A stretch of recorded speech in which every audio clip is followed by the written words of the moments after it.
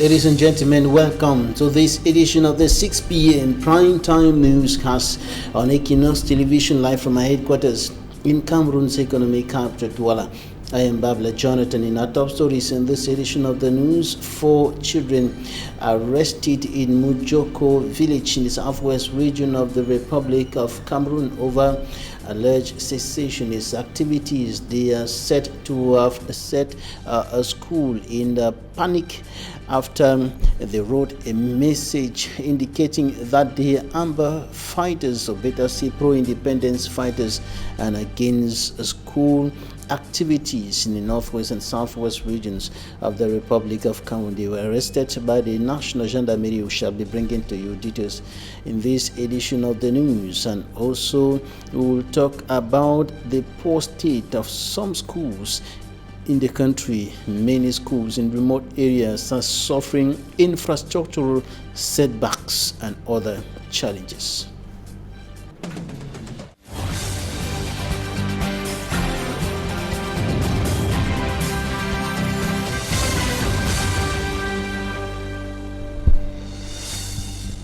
For young school-going children arrested by elements of the National Gendarmerie over suspected links with pro-independence fighters in the northwest and southwest regions of the Republic of Cameroon, after the 4 young persons put up a message saying that they were pro-independence fighters and that they are against education or peoples and students going to school in the 2 English-speaking regions of the country hit by socio-political tensions. There was panic in the school in Mojoko village in the southwest region of the Republic of Cameroon, and this attracted the reaction, the intervention of elements of the National Gendarmerie, who are arrested the children, and subsequently the divisional officer was in the school to take stock of the situation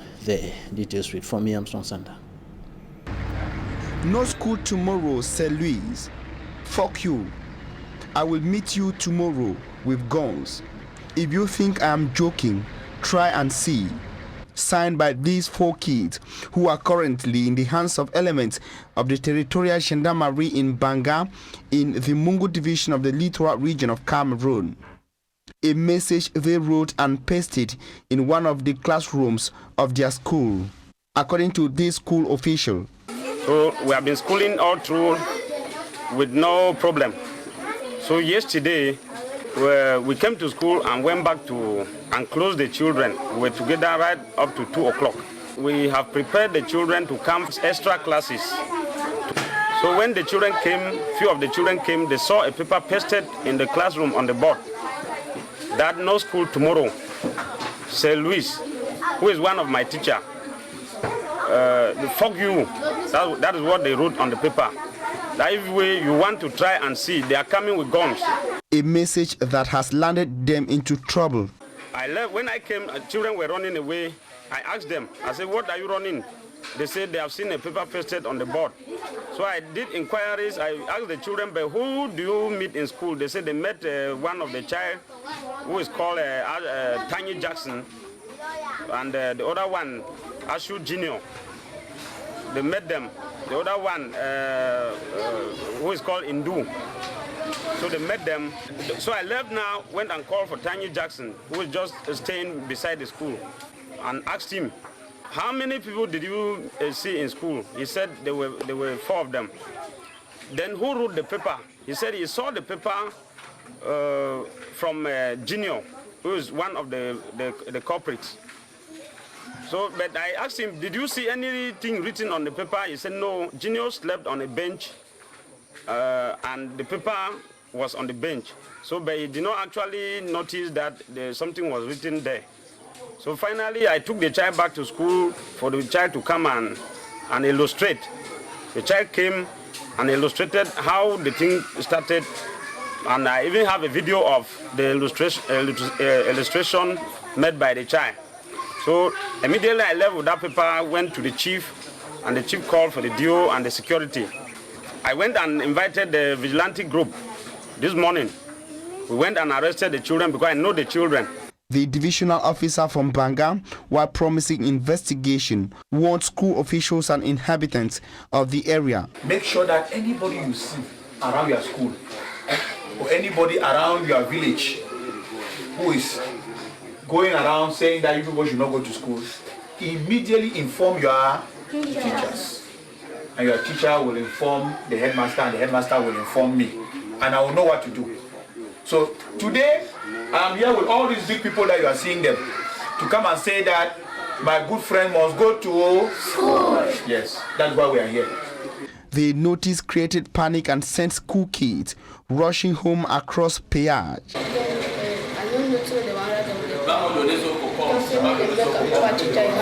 While investigations unfold to determine if somebody manipulated the kids, they are still in the hands of elements of the National Gendarmerie in Banga.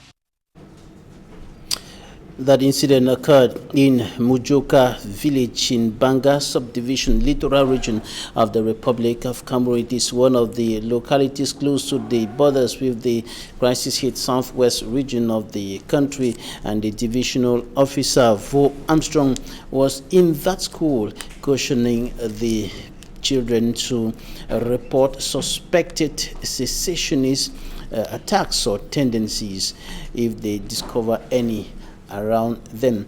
And of course, we are now taking you to the southwest region of the Republic of Cameroon, where we're going to be talking about the protests of some workers of the Cameroon Development Corporation. That is one of the giant employers, one of the giant companies in Cameroon, badly affected by the Anglophone crisis, and the workers are complaining over unpaid salaries. They were on the streets yesterday. Davidson Maimo has more.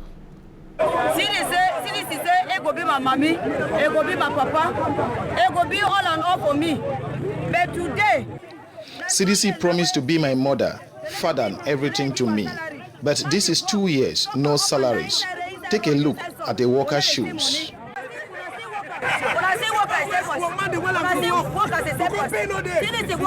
They are workers of the Cameroon Development Corporation, the CDC, under the Technical Service Department, barricading and demonstrating with placards in front of the CDC Technical Service Annex, known as CDC Engineering at Bota in Limbe. The disgruntled field workers from Tico and Limbe says all what they are asking for is their salaries, not to talk of arrears. We have been working for all this while. From since 2018, they have not been paid. They have been owing us for the past 20 months. The worker says their children cannot enjoy the right to education, as paying school fees is far-fetched. I don't have money to pay school fees. My children today are all in the house. Every from the one in primary school, they said they should pay the PTA. We don't have money to pay PTA. 24 months today, they are picking the go school. We are picking the day only for us. It's really a sad situation. That children are going to school. Our own children, they have been driven from school fees. No way. They are in the house. Even means to eat, we don't have. They are accusing top management for not evenly distributed bail funds as a result of the ongoing Anglophone crisis sent by the government. They have percentage when they give contractor give their own. When they receive money from government, instead to come and pay all the money, they say they are paying contractors. And who are those contractors? They themselves are the contractors. They receive the money and divide for themselves. We are so free. But every moment, they just fool people. If money not there for CDC again, make Franklin JP we go for the work. A part of all these, the ripple effect of the peaceful demonstration was very visible. A team from the head office, led by the Human Resource Director, appealed for the workers to be patient and have hope. We are tired. What we want is our money. We are tired. We are tired. Enough is enough. Thank you. They want you to have it with. They will say, I can't die like my own friend. The man pay me. The CDC Technical Service Department is not the first to protest against unpaid salaries. It should be noted that the Cameroon Development Corporation, CDC, is the most hit by the ongoing Anglophone crisis, with some workers killed, others tortured, equipment and farm estate vandalized, with separatists in control of some farm estate, harvesting the palm fruit, milling and selling in the black markets. And after urging the angry workers to be patient while the company gets or finds solutions to their plights, the Human Resource Director of the CDC spoke to the press today explaining the problem. Take a listen. But they were lastly paid a month ago when school was about resuming, and everything was done to ensure that they get at least a month's pay to be able to prepare children for entry school. Of course, 1 month's pay after a long period of no pay can actually not solve the backlog of problems you have, but can help you resolve the immediate. And I'm sure, and we know very well that we are struggling to ensure that more money is made from sale of produce, which they are refusing to go and produce, so that they can be paid more. That is CDC. The strike action was illegal. Illegal in the sense that the procedure that every other worker will follow when it concerns going to the streets to agitate requires you to ensure that you notify management via the labor delegate.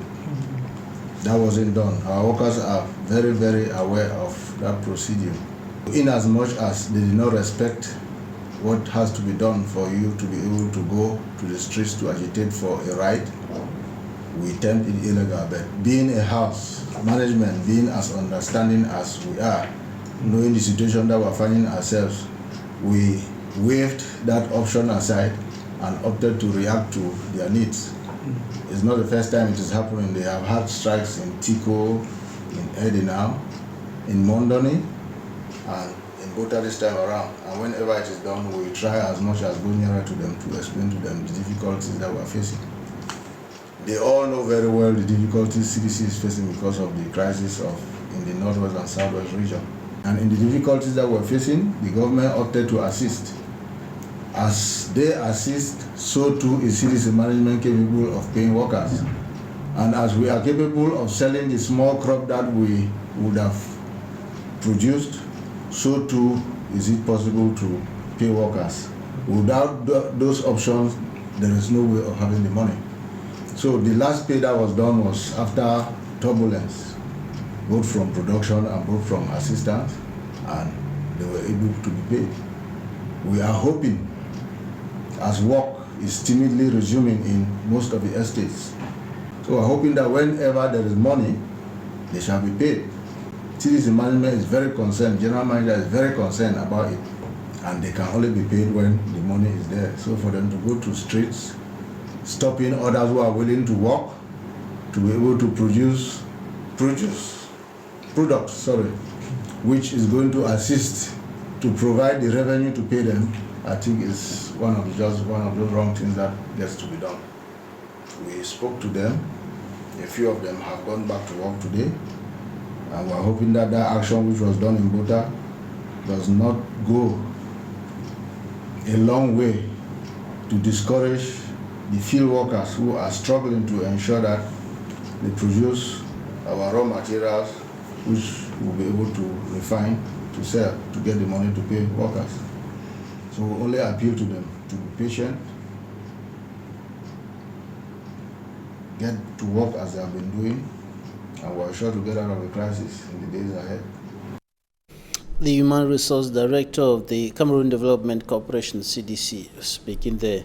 And in Boya, our correspondent Derek Jato reports that cybercrime is on the rise, and administrative authorities are now being equipped on how to better combat the threat. His report.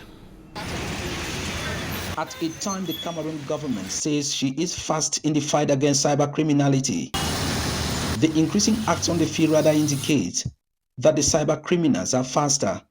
We have difficulties tracing those criminals, which is fast affecting our economy. And this Boya, the Southwest Regional Capital, is the hub. Mayor Musoko Edward, the second deputy mayor of the Boya Council, attests that the gap is getting wider, and every sector in his municipality is having a story to tell. Every other person wants to come to Boya. We have the Anglo-Saxon University, so it is on the rise, be it a mobile money transfer, bank or cards transfer, and so on. I think it's something that we have to bring all the stakeholders in place. The complex nature of the cyberspace is an added advantage to these internet fraudsters, telecommunication expert revealed. Somebody can sit out of this region and send a message or who commit a crime. So it is always difficult to trace them. And 3 years ago, the Cameroon government injected a combative structure in the southwest region. The National Agency for Information and Communication Technologies, better known in its French acronym as ANTIC, with its mission to frustrate and puncture all moves of these cyber criminals.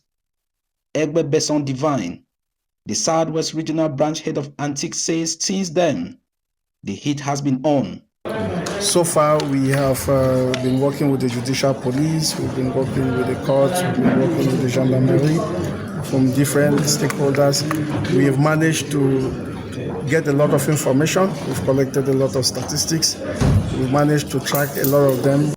And to join forces, a 3-day seminar to strengthen the capacities on information security and the protection of online personal data was organized in Boya, bringing together regional and local government personnel. Presiding at the ceremony, Professor Ebot Eno, ANTIC General Manager, reminded these participants of the government expectations. The current seminar will help bridge the digital and knowledge divide between central and local government services. Information and communication technologies are warning that if this increasing cyber criminality is not stopped, it will be a direct roadblock to the nation's dream of emerging by 2035.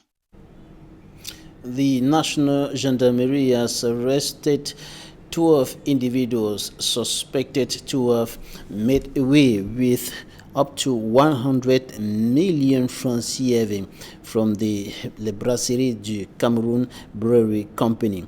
They attacked different companies or different branches of the company in Kribi, Ezeka, Edea, Konsamba, Olembe, and of course in some in Yaoundé. They are said to have attacked this company and making away with over 100 million francs CFA between January and October 2020. And the arrest of one of the suspects, Ngwa Divine, in Yaoundé led to investigations that brought the other suspects in the dragnet of security and defense forces. And in the home of one of the suspects, Ngwa Divine, several weapons were found: 3 locally made guns and 1 automatic pistol that were found in the home of one of the suspects, and they are said to have made away with 100 million francs CFA from the branches of Le Brasserie du Cameroun Brewery Company in Kribi, Ezeka, Ede, and Konsamba, Olembe, and some in the nation's political capital, Yaoundé. We'll be coming back to that information in greater details and with updates in subsequent news editions. Now to Dissange in the Senegal Maritime Division, littoral region of the Republic of Cameroon. Several inhabitants of that part of the country have gone without electric energy supply for several months today, and they are calling on authorities to save them from the challenges emanating from the inadequate electric energy supply. Details in the upcoming report. Electric cables crisscrossing a marshy area, putting the lives of inhabitants plying the stretch at high risk of electrocution. The population of Mwanko and Dissange in the Senegal Maritime Division have been living without electricity for over 2 weeks, thus affecting their day-to-day activities. Vous gardez vos choses au congélateur, ça se garde. All the things that we kept in the fridge have gotten barred. The Mwanko mortuary now stinks. The corpses are decomposing. Living for 3 weeks without electricity could be compared to living in hell. Sans lumière, tout est en arrêt. You can't imagine. Every year we have the same situation in the same area. When they come today, they do what you want the field has to do. There is night. The next time, they'll go and stay, and for 1 year, the following year we still have the same trouble. We don't understand the situation we are living here in Cameroon. We cannot live, we sleep inside darkness with our children and our families in all precarious situations. So we don't understand anything anymore. Locals blame the type of poles used in the area. According to them, wooden poles easily decay due to the swampy nature of the area. Those distributing electricity are negligent. How can they use wooden poles in a marshy area? They should build solid poles like the one I am standing beside. Contacting the company in charge of distributing electricity, we're told that the management network program meant to facilitate the distribution of electricity in the 10 regions of Cameroon is on course, and that Mwanko and Zange should wait for their turn. Several schools in both urban and rural areas in the Republic of Cameroon are in a very bad state. The buildings dilapidated in some of the schools. The buildings are not adequately protecting the children from natural happenings, from things like sun, from rain and other threats to the students and the pupils, and the learning conditions in these schools are quite precarious. A case in point in this newscast is Government Primary School Matom in the Nyong-Kelly Division. Government Primary School Matom in the Nyong-Kelly Division of the Central Region. Torn roof sheets, dilapidated walls, and broken foundations. As concerns the classrooms, they look more of a picket fence with no furnitures. Other classrooms under construction have been abandoned long ago. It is amidst these unfriendly issues that pupils perceive knowledge. This vast structure served as a classroom before it was demolished a year ago and replaced with this modern one. Wish of the population of the Nyong-Kelly Division is to see multiplication of such an initiative. At first, our children were sitting on bricks. It was horrible. After the visits of the pedagogic inspector, we were able to benefit this modern structure. We, however, thank immensely teachers who braved to teach our children back then under these extreme precarious conditions at the time others posted here deliberately denied to come.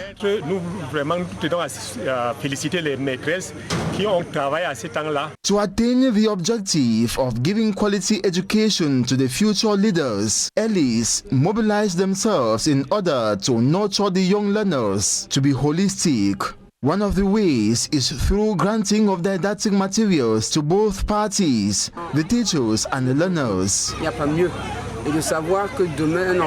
These school kids will enable the children, especially those from poor backgrounds, not to derail in their education.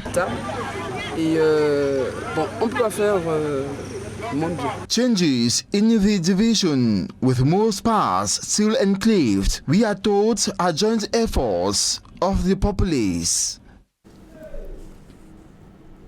Innocent as they reporting, the supporters of the Indomitable Lions of Cameroon turned out in their numbers yesterday at the Douala Reunification Stadium as the Lions lock horns with the members of Mozambique, an encounter that ended on a 4-1 defeat or a 4-1 victory for the Indomitable Lions of Cameroon. Even though the match was played without spectators, they came out in their numbers, with some not happy with the decision, a decision that enters the framework of the fight against the coronavirus pandemic. Smanjik and Gabriel.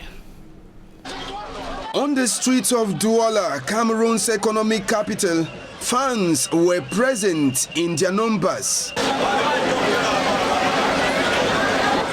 on the balcony of houses. Many also wanted to see as the Lions were getting to the pitch 22 years after the last played in Douala. It's a nation that knows football and wants to watch the game.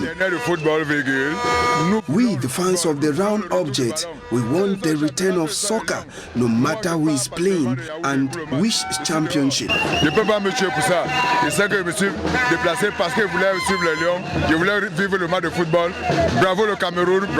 Unfortunately, even though they were told as a result of the coronavirus epidemic, the match will be played without spectators, some of the die-hard fans believed they would have been allowed to get into the pitch. Like a mother who sends her kid out and he sees the mother, the kid will be happy. They could have allowed us inside the pitch. Nous avons dépensé pour le transport. On ne vous a pas demandé de nous rembourser ça. Mais ne serait-ce que nous les voyons comment jouer. Notwithstanding their absence within the pitch, the excitement around the Douala Omnisport Stadium was enormous.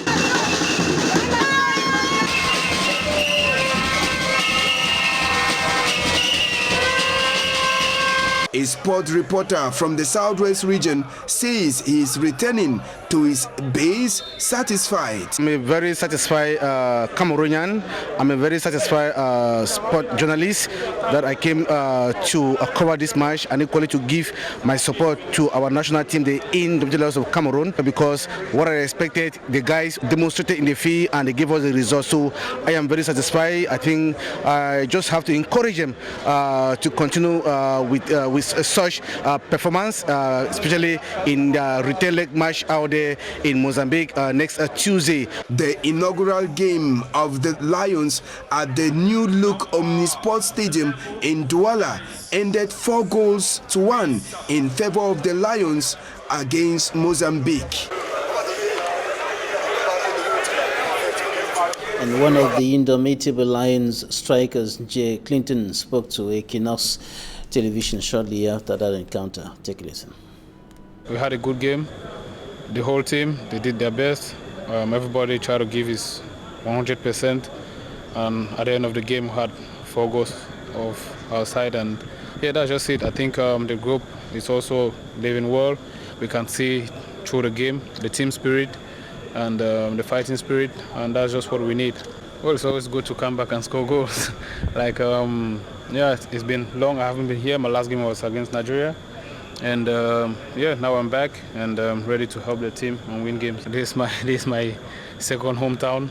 I'm from Southwest, but I grew up in Douala. I wish I had the population in the stadiums, but we can still feel their presence out of the field. After the game, we could see how much they were supporting us, and yeah, that's all what we need from them.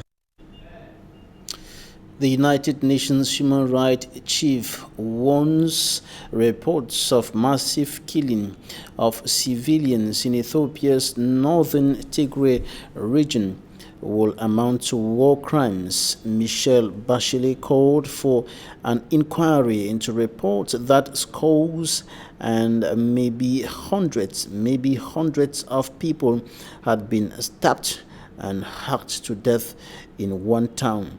Prime Minister Abiy Ahmed has accused forces loyal to Tigray's leaders of the massacre. Its officials have denied involvement, and Tigray leader Debretsion Gebremichael told the press that the accusations were baseless. Mr. Abiy, that is the Prime Minister of Ethiopia, said that fighters backing Tigray's ruling party, the Tigray People's Liberation Front, TPLF, went on the rampage after federal troops had liberated the western part of Tigray, brutally killing innocent civilians in Maikadra, a town in the southwest zone of Tigray, and witnesses blamed forces loyal to the TPLF for Monday's killings, first reported by human rights group Amnesty International. And this is where we end this edition of the news on Équinoxe Television. Thank you for staying with us.